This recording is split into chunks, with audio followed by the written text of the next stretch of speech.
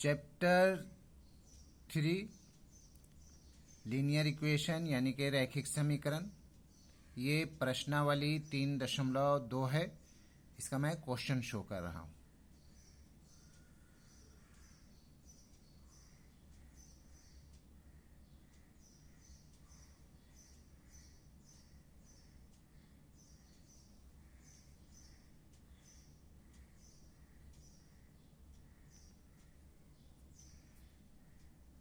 ये हो गया पूरे का पूरा क्वेश्चन फ्रॉम 1 to 7, प्रश्नावली 3.2। एक्सरसाइज 3.2 रैखिक समीकरण यानी कि लीनियर इक्वेशन, क्वेश्चन नंबर 4 का 4। इसमें है 2x minus 2y, 2x minus 2y minus 2 is equal to 0, और दूसरा है 4x minus 4y minus 5 is equal to 0। अब इसमें भी हम लोगों को a1 a2 का वैल्यू लेना है। a1 में हमारे पास है 2 और a2 में है 4। ठीक उसी तरह से b1 और b2, b1 में माइनस 2 एंड b2 में minus 4। C1 and C2, C1 में है माइनस 2 एंड C2 में है माइनस 5। अब इसको कंपेयर करना है। A1 by A2 is equal to B1 by B2 is equal to C1 by C2। A1 का 2 है, 2/4 यहाँ से, और B1 का है माइनस 2 बाई माइनस 4, C1 का है माइनस 2 एंड C2 का है माइनस 5। चलिए माइनस को एक बार कैंसिल, ये हो जाएगा 1/2 is equal to minus minus cancel, ये भी हो जाएगा 2 1 जा 2, 2 2 जा 4, इसका माइनस खत्म हो जाएगा 2/5। यानी कि ये इक्वल है but this is not equal. तो जब इस फॉर्म में रहेगा तो इसे हम लोग बोलेंगे असंगत। असंगत इंग्लिश में लिख देंगे इनकंसिस्टेंट। इनकंसिस्टेंट असंगत है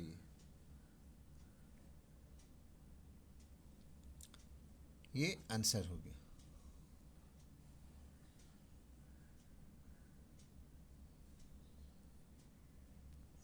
क्वेश्चन नंबर 5। क्वेश्चन नंबर 5 में है एक आयताकार बाग जिसकी लंबाई चौड़ाई से 4 मीटर अधिक है और इसका अर्ध परिमाप 36 मीटर है, तो इसकी विमाएं डायमेंशन मालूम करना है। तो लंबाई 4 मीटर ज़्यादा है। पहले मान लेंगे, माना बाग की चौड़ाई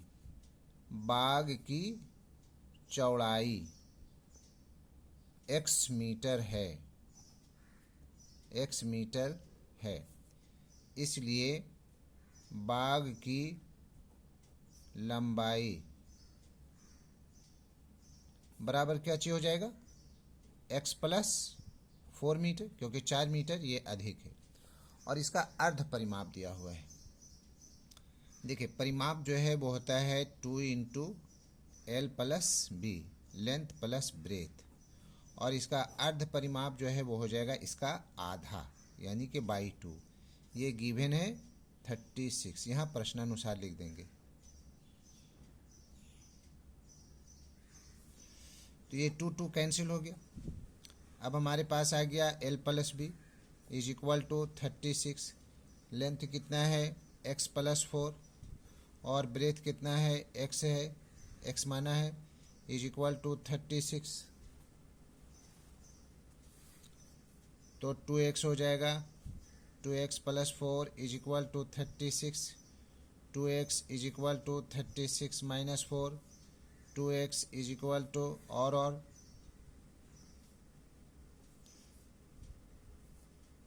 कितना 32 हो जाएगा।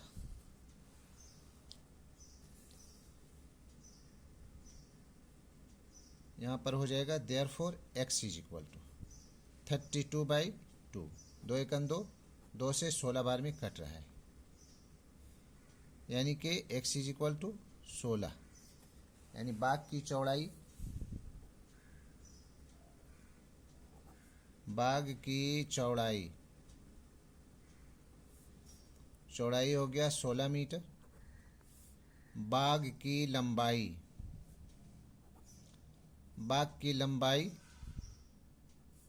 x + 4 है, 16 + 4 हो जाएगा, 16 × 4 = 20 मीटर। ये पूरे का पूरा आंसर हो गया, यानी कि 16 metre and 20 metre. Question number 6 में 3 क्वेश्चन है। सबसे पहले इक्वेशन को मैं शो कर रहा हूँ, 2x + 3y - 8 is equal to 0। इसमें a1 है 2, b1 है 3 और c1 है 8। a1/a2 is equal to b1/b2।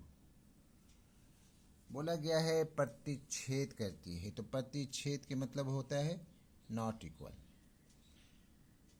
तो ये हो जाएगा a1 का 2/a2 एंड b1 का 3/b2 नॉट इक्वल। तो ये हो जाएगा 3a2 और 2b2। तो प्रतिच्छेद के लिए ये क्वेश्चन नंबर 1 चल रहा है। प्रतिच्छेद के लिए हमारे पास हो जाएगा 3x + 2y और -8 है, तो मोर और लेस -7 भी लिख सकते हैं, -9 भी लिख सकते हैं। ये आंसर हो गया। फिर उसी तरह से क्वेश्चन नंबर 2। क्वेश्चन नंबर 2 में समांतर रेखाएं दिखाना है हमें। इसका पहला जो है हमारा 2x + 3y है, -8 इज इक्वल टू 0। तो समांतर दिखाने के लिए 2x + 3y ही रखेंगे और इसमें इससे मिलता जुलता हुआ 12 जो कैंसिल हो सके उसको लिखेंगे। ये एक आंसर हो गया, यानी कि समांतर पैरेलल कोइंसिडेंट। और ठीक उसी तरह से क्वेश्चन नंबर 3। क्वेश्चन नंबर 3 में भी पहला जो हमारा इक्वेशन है 2x + 3y - 8 is equal to 0 है। तो इसको हमको दिखाना है कि समपाती यानी कोइंसिडेंट सेम लाइन। इसको 2 का टेबल 3 का टेबल से मल्टीप्लाई कर दीजिए। 2 का टेबल ले रहे तो कितना हो जाएगा, 2 × 2 = 4x + 3 × 2 = 6y - 8 × 2 = 16 is equal to 0, यानी ये आंसर हो गया। 3 से भी ले सकते हैं, 3 × 2 = 6, 3 × 3 = 9, 3 × 8 = 24, यानी कि ये संपाती रहेगा, सेम है। जो इसका वैल्यू आएगा वही इसका वैल्यू आएगा। क्वेश्चन नंबर 7 में ग्राफ खींचना है। x - y + 1 is equal to 0 एक इक्वेशन। दूसरा है 3x + 2y -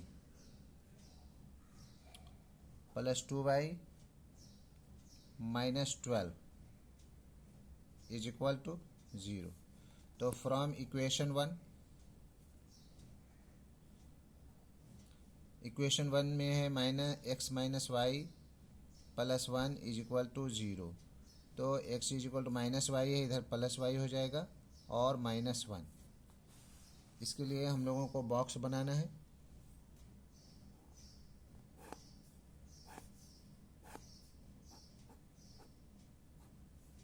इसमें x लिखेंगे, इसमें y लिखेंगे।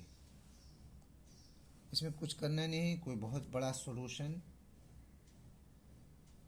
नहीं है। चलिए जीरो से रखना शुरू करते हैं। y का वैल्यू जीरो रखेंगे, अगर जीरो रखेंगे तो यहाँ x का वैल्यू -1 आएगा। और इसमें हम लोग एक डिफरेंस ले लेते हैं, मान लिया कि 5 का डिफरेंस ले लेते हैं। तो अगर मान लिया y का वैल्यू हम लोग रखते हैं 5 रखते हैं। अगर 5 रखेंगे तो क्या हो जाएगा, 5 - 1 = होगा 4, इसका 4 हो जाएगा।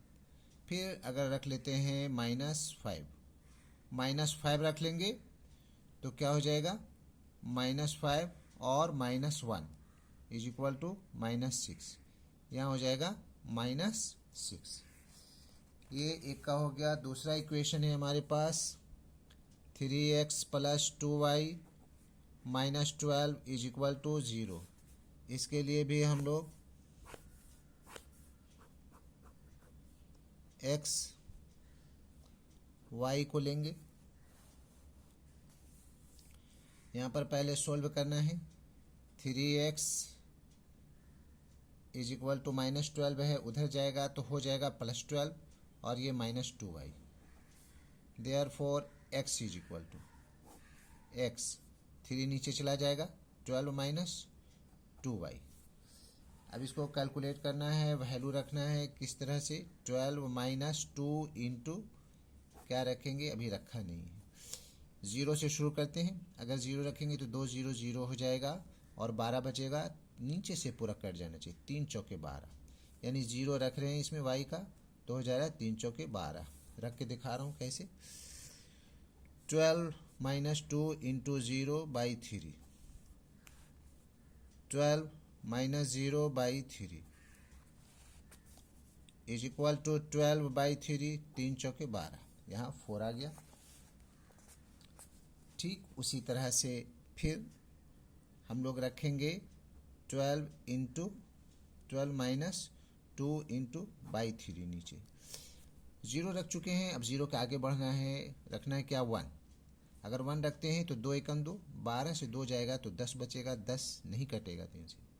चलिए 2 × 2, 2 दूना 4, 12 से 4 गया 8, 3 से नहीं कटेगा। 2 तिया 6, 3 रखने से हो जा रहा है, 3 रखने से हो जाए। 3 दूना 6, 12 से 6 गया 6, 3 दूना 6। ठीक उसी तरह से फिर 12 - 2 इंटू नीचे 3। अब 3 रख चुका हूँ, -3 भी रख सकते हैं हम लोग। मान लिया कि -3 रख दें तो 3 दूना 6, 12 6 18, यानी कि -3 रखने से कितना आ रहा है, 6 आ रहा है ना। -3 तो माइनस माइनस प्लस, 3 दूना 6, 12 6 18, ये हो गया। अब इसको हम लोगों को प्लॉटिंग कर देना है ग्राफ कॉपी में। ये ग्राफ पेपर है, ग्राफ पेपर में प्लॉटिंग करना है। जैसा कि हम लोग जानते हैं ये x एक्सिस है, इधर प्लस ये x है, ये x डैश है, ये y है एंड इधर y डैश है। ठीक है, डैश की तरफ माइनस वैल्यू होता है, तो हम लोगों को वैल्यू ये वाला शो करना है इसमें। x - y + 1 का है -1 0, और ये है 4 5, दूसरा -6 -5, दूसरे इक्वेशन का 3x + 2y - 12 = 0 का 4 0 2 3 6 -3, इसको मैं इसमें शो कर रहा हूँ। तो यानी कि पहला वाला ये -1 0 x का -1 है, तो -1 एक स्मॉल स्क्वायर को मैं 1 मान रहा हूँ। ऐसे अगर छोटा वाला रहता है तो छोटा छोटा, ये बड़ा बड़ा वाला को 1 2 माना जाता है, लेकिन मैं इसको 1 -1 एंड 0, तो एक वैल्यू मेरा ये हो गया -1 0। अच्छा, और दूसरा वैल्यू है 4 5, x का 4 और y का ऊपर जाना है 4 5 4 5, x का 4 4 और इसका 5 यहाँ आएगा। ये दूसरा वैल्यू हो गया। और तीसरा वैल्यू है हमारे पास x का -6 -5, एक्स का -6,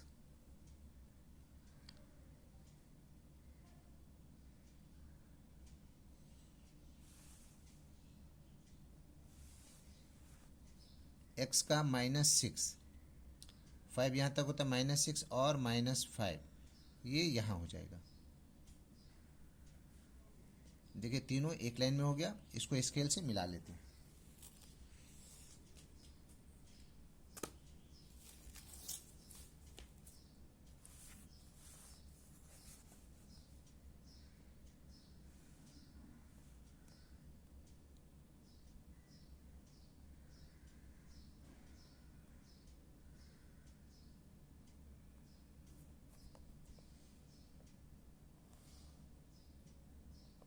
बिल्कुल आर पार मिलाना है और इसमें एरो डाल देना है।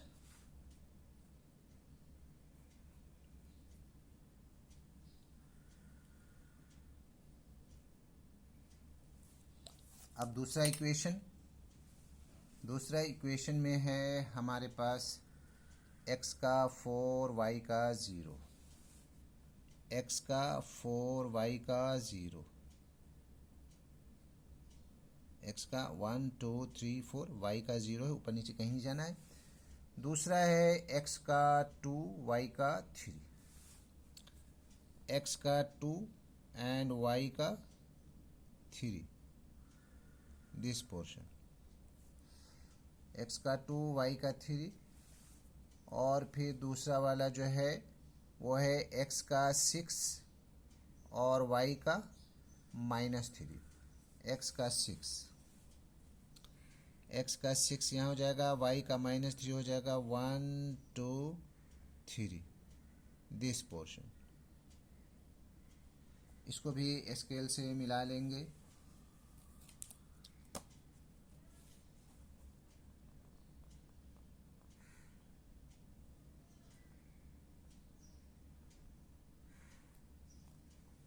इस तरह से आर पार करेंगे बिल्कुल।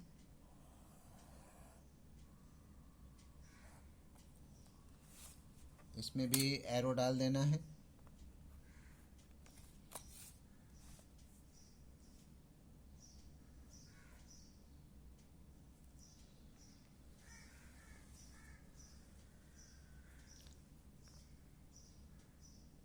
एक ये हो गया, इसको राउंड कर देंगे, यहाँ राउंड कर देंगे, और इसको भी राउंड कर देंगे, इसको भी राउंड कर देंगे, 1 2 3, और एक ये हो गया।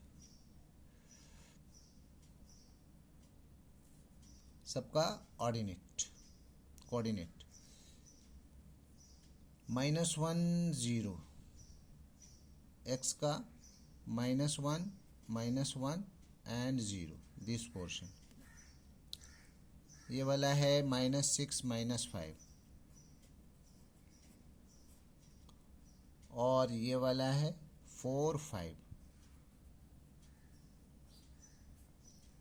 फिर इसका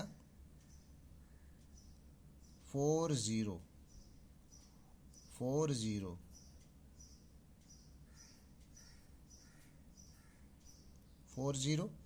और ये है 6 -3,